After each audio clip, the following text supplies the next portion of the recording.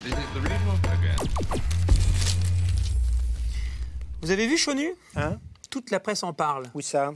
Les soi-disant trains flambant neufs Paris-Normandie qui devaient arriver. Hein. Eh bien, ils ont accusé un sacré retard sur la livraison. Faut écouter Jean-Baptiste. Retard et SNCF, c'est un pléonasme, enfin. Même Hervé Morin, le président de la région Normandie, juge la situation catastrophique. Écoutez, vous allez encore dire que je suis passéiste, hein, vieux schnock, mais moi je vous dis, c'était mieux avant avec les machines à vapeur. Et je vous rappelle qu'à l'époque, on était les champions de l'exactitude. Toujours mieux autrefois, jadis avec vous, mais attendez. En 1933, oui. Il y a eu une catastrophe ferroviaire en Normandie, l'une des pires de France, à Saint-Hélier, dans l'Eure. L'Eure, mais c'est le département du président Hervé Morin. Mais je comprends pourquoi il nous a toujours pas livré ces trains flambant neufs.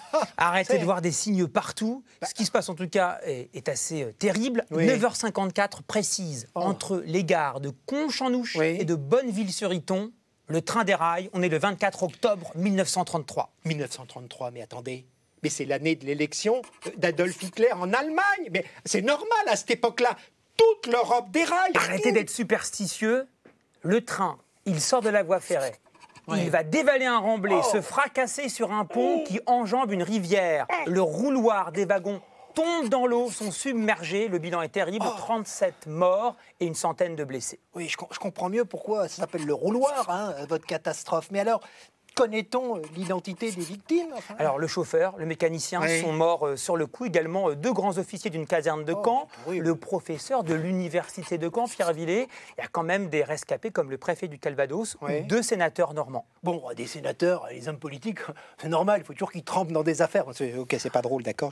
Bon, en tout cas, il y en a quand même qui sont restés longtemps mouillés avant d'être secourus. Et il y a eu un grand dispositif mis en place. Un train d'urgence a été dépêché de la gare d'Évreux, des scaphandriers, donc les ancêtres des hommes grenouilles. Et bien, ils ont plongé dans le rouloir pour aller chercher les survivants. Et même une infirmerie a été installée dans le haras voisin. Vous êtes en train de me dire qu'on a soigné les gens dans des box à chevaux? Enfin, vous voyez, déjà à l'époque, on manquait de lits dans les hôpitaux. Et alors, les causes de cette catastrophe? Elles sont toujours méconnues. Hein. Les plus grands experts qui ont été dépêchés sur place ont été incapables de se mettre d'accord. Des polytechniciens, des hommes des ponts et chaussées. Bah, écoutez, c'est très français tout ça. Hein.